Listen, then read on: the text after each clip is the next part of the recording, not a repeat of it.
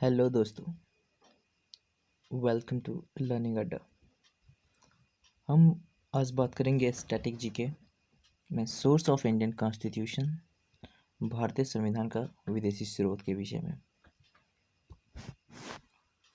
तो अगर आपको ये वीडियो पसंद आए तो इसे लाइक, शेयर एंड सब्सक्राइब मेरे चैनल को जरूर कीजिएगा ताकि आपको मेरे सारे वीडियोस के नोटिफिकेशन मिलने पाए। चलिए शुरू करते हैं आज का वीडियो। भारतीय संविधान का विदेशी स्रोत। तो देखिए, 1757 ईस्वी के पलासी की लड़ाई और 1764 ईस्वी के बक्सर के युद्ध को अंग्रेजों द्वारा जीत लिए जाने के बाद बंगाल पर ईस्ट इंडिया कंपनी का शिकंजा कसा गया। इसी शासन को अपने अनुकूल बनाए रखने के लिए अंग्रेजों ने समय समय पर कई एक्ट पारित किए जो भारतीय संविधान के विकास की नींव बनी।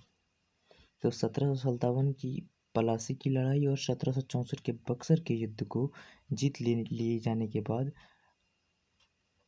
भारत पे ब्रिटिश ईस्ट इंडिया कंपनी की जो शासन हो गया, इस पे इसका शिकंजा कसा गया भारत पे। और इसी शासन को अपने अनुकूल बनाए रखने के लिए अंग्रेजों ने कई तरह के एक्ट पारित किए जो कि आगे चल के हमारे भारतीय संविधान जो है इसका विकास का नींव बना। भारतीय संविधान के अनेक विदेशी भारतीय संविधान जो है अनेक विदेशी संविधानों से कुछ न कुछ उधार लेकर बनाया गया है, लेकिन भारतीय संविधान पर सबसे गहरा प्रभाव भारतीय शासन अधिनियम 1935 का है। भारतीय संविधान के 395 अनुच्छेद में से लगभग 250 अनुच्छेद ऐसे हैं जो 1935 ईस्वी के अधिनियम से पूर्णतः या अंशतः रूप से लिए गए हैं। मतलब 395 में से 250 के करीब अनुच्छेद जो है सिर्फ भारत शासन अधिनियम जो 1935 था उससे लिया गया है। तो उम्मीद है आपको ये समझ में आया होगा। तो चलिए देखते हैं कि कौन से देश से संविधान के किस पार्ट में क्या लिया गया है। तो भारतीय संविधान के विदेशी स्रोत किस देश से लिया गया है, जैसे कि वो हम देखने वाले हैं।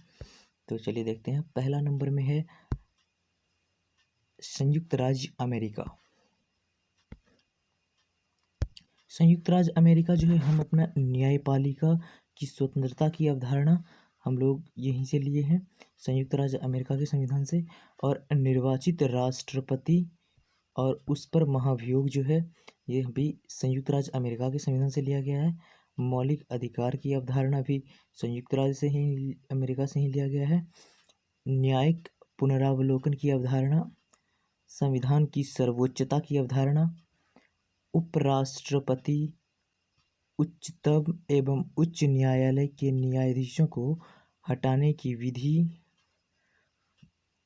वित्तीय आपातकाल की अवधारणा, ये सारी संयुक्त राज्य अमेरिका के संविधान से ही लिया गया है। उम्मीद है आपको ये सारी बातें समझ में आई होगी।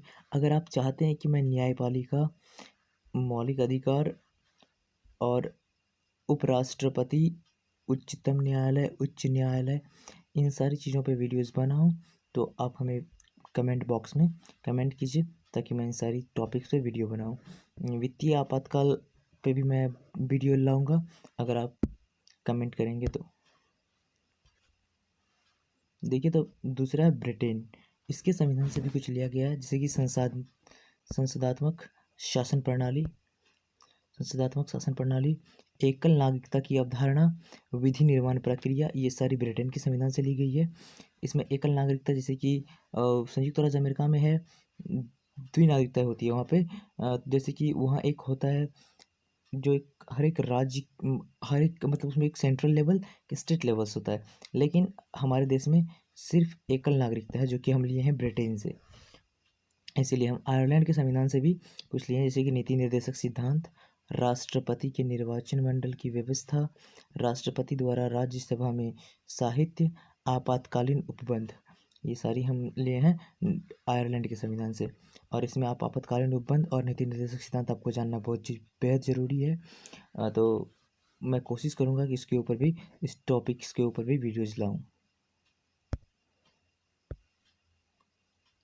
और हम देखिए ऑस्ट्रेलिया के संविधान से भी हमने कुछ लिया है, जैसे कि प्रस्तावना की जो भाषा है, ये इम्पोर्टेंट, प्रस्तावना की जो भाषा है हम लोग ऑस्ट्रेलिया के संविधान से लिए हैं। और समवर्ती सूची की प्रावधान, समवर्ती सूची की जो प्रावधान है ये भी हम लोग ऑस्ट्रेलिया से ही लिए हैं। तो आपको जानना चाहिए समवर्ती सूची क्या होता है। ये सारी बहुत इम्पोर्टेंट है ये सारी चीज़ें। तो मैं कोशिश करूँगा कि इनके ऊपर भी, इन सारे के ऊपर भी मैं वीडियोज़ बनाऊँ। केंद्र एवं राज्य के बीच संबंध तथा शक्तियों का विभाजन, इसका ये भी कहाँ से लिया हमने, ऑस्ट्रेलिया के संविधान से। तो प्रस्तावना की भाषा, समवर्ती सूची, केंद्र एवं राज्य के बीच संबंध तथा शक्तियों का विभाजन भी हम ऑस्ट्रेलिया से लिए हैं। अब जर्मनी के संविधान से भी हमने कुछ लिया है, जैसे कि आपातकाल के दौरान राष्ट्रपति को मौलिक अधिकार संबंधी शक्तियाँ जर्मनी से ली गई है। और देखिए फिर कनाडा से जैसे लिया गया संघात्मक विशेषता, अवशिष्ट शक्तियाँ केंद्र के पास होती है। ठीक है, ये अवधारणा कनाडा के संविधान से ली गई है। तो आप देख सकते हैं कनाडा से क्या लिया गया है। और फिर देखिए आता है दक्षिण अफ्रीका। दक्षिण अफ्रीका के संविधान से भी हमने कुछ लिया है। संविधान में संशोधन की जो प्रक्रिया है ये हमने दक्षिण अफ्रीका से ही लिया है। तो इस संविधान में संशोधन की प्रक्रिया कहाँ से ली गई है, दक्षिण अफ्रीका के संविधान से। और रूस की संविधान से हमने लिया है।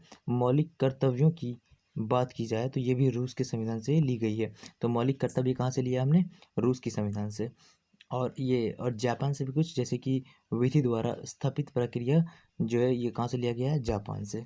उम्मीद है आपको ये सारी बातें समझ में आई होंगी और आपको ये वीडियोस पसंद आया होगा।